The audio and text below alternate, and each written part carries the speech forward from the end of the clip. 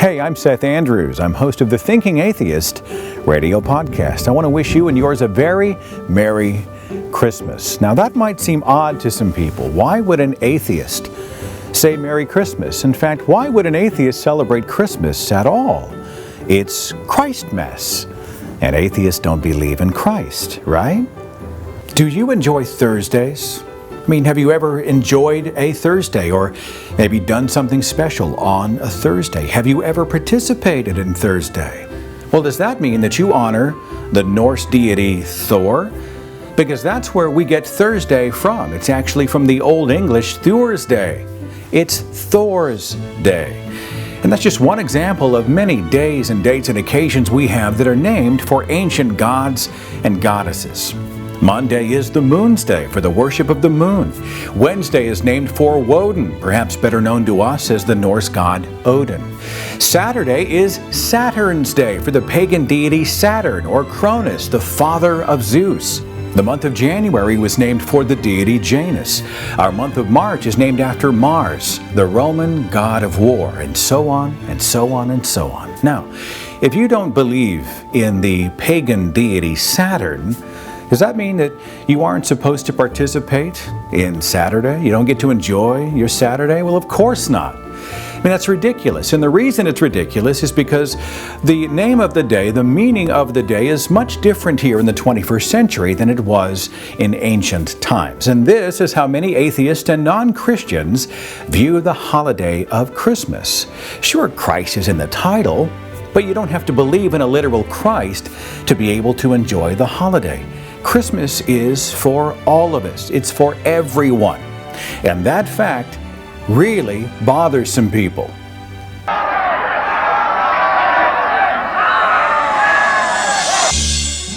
Those are the annual screams of protest about the war on Christmas. You see, many Christians say that Christmas itself is under attack. And it's apparently under attack by people like me.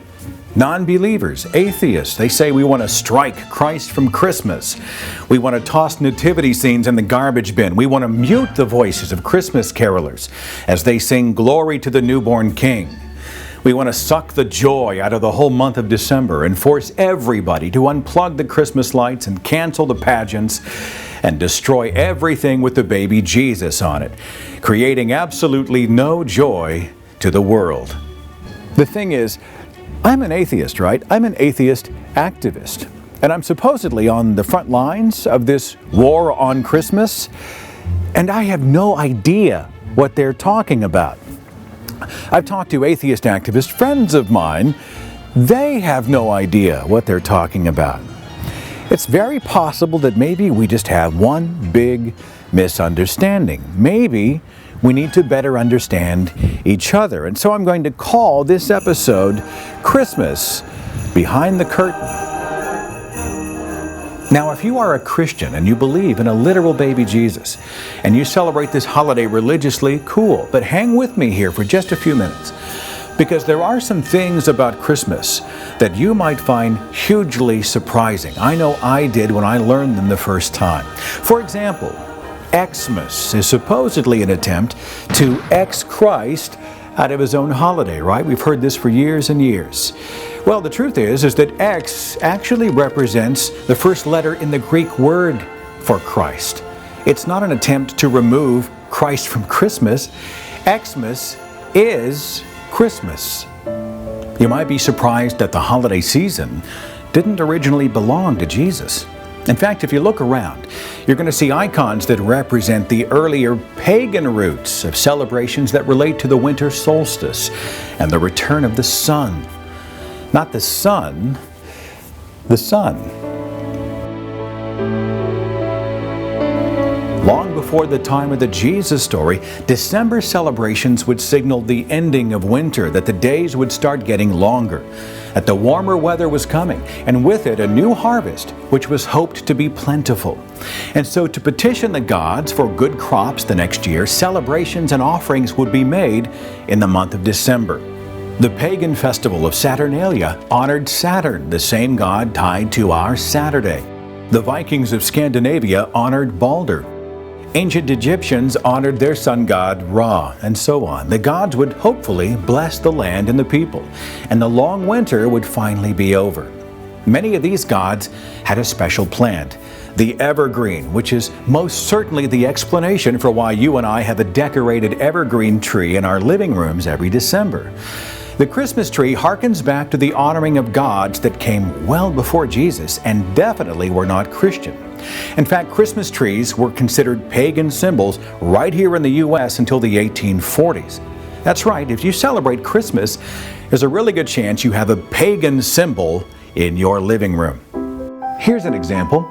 Do you have mistletoe hanging over a doorway in your house? Well, the early Druids and Greeks used to believe that mistletoe had magical powers, was a magical plant, a pagan symbol of life and fertility. Yule logs in the Christmas fireplace? Well, those stem back to the pagan festival of Yule, which honored Yule beings, pagan deities. Think about that the next time you warm yourself next to a Christmas fireplace. By the way, you might find this interesting. The United States of America didn't declare Christmas Day a national holiday until June the 26th, 1870, like 100 years after the Constitution was written. And those who say that we're a Christian nation probably don't realize that many of our founding fathers weren't actually Christians. Benjamin Franklin, not a Christian. John Adams, not a Christian. James Madison, Thomas Paine, Thomas Jefferson, not Christians.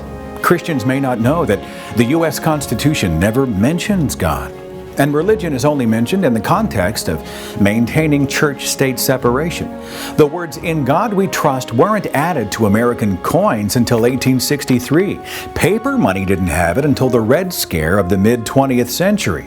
You might not know this. The words "under God" were not in our original Pledge of Allegiance. Under God was added by Congress in the 1950s, almost 200 years after this nation was founded. The Establishment Clause of the First Amendment was put in place to assure that Congress shall make no law respecting the establishment of religion. At its very roots, the United States was designed to represent everybody, and not just Christians. And that is why you occasionally will hear protests whenever politicians elected to represent us all start promoting a single religion, their religion, on tax dollars that we all pay. Now, you want to celebrate Christmas religiously? You want religious symbols, nativity scenes, and Jesus Christ representing your Christmas? Knock yourself out. Not only do I, as an atheist, respect your right to do so, I will argue publicly for that right. You have a constitutional right to believe in Jesus Christ and have a personal faith.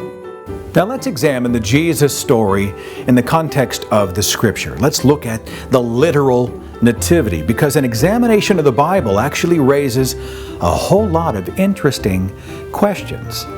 Now, the Bible is God's perfect word, right? In fact, if you go to the mission statements of most major Protestant Bible-believing denominations, they'll just say it outright.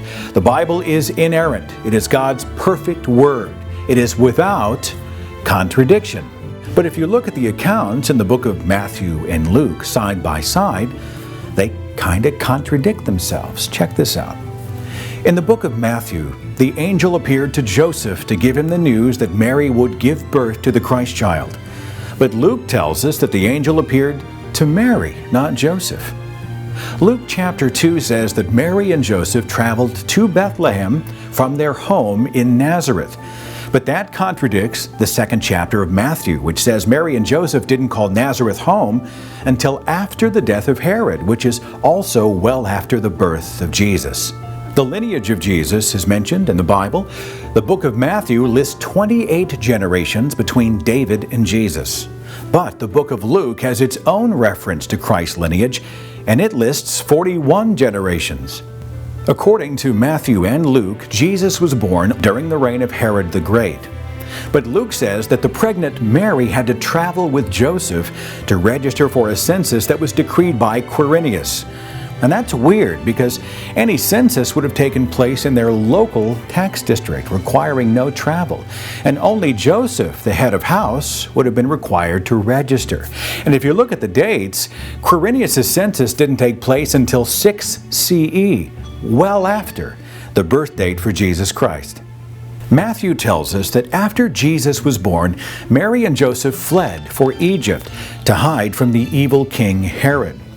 But if you look at the book of Luke, it has them returning immediately to Galilee, to Nazareth, and there is no mention of Herod anywhere. What about the miraculous virgin birth? Well, it looks like there was a mistranslation of the word virgin from the Hebrew to the Greek. The Hebrew word alma does not mean virgin.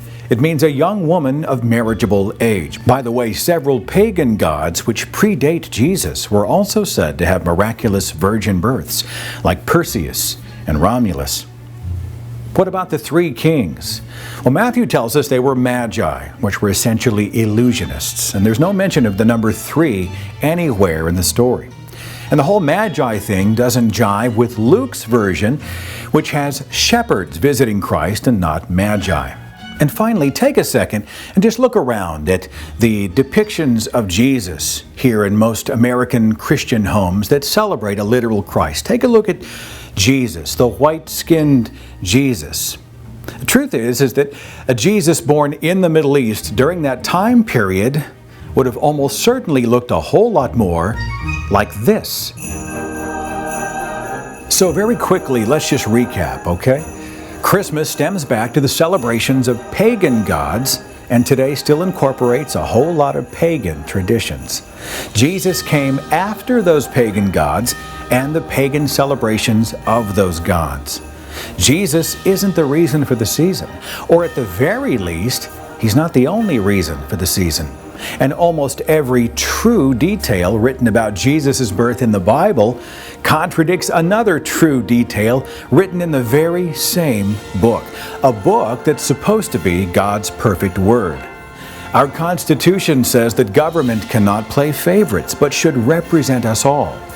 And most of the people who freak out about atheists during Christmas, well, they probably celebrate Christmas in ways that don't really involve Christ anyway. I would wager that your favorite stuff about Christmas probably isn't religious at all, right? It's decorating the house, it's stockings over the fireplace, it's pumpkin pie and turkey and hot apple cider, it's playing in the snow and then rushing inside to warm up by the fireplace. It's seeing your children open gifts.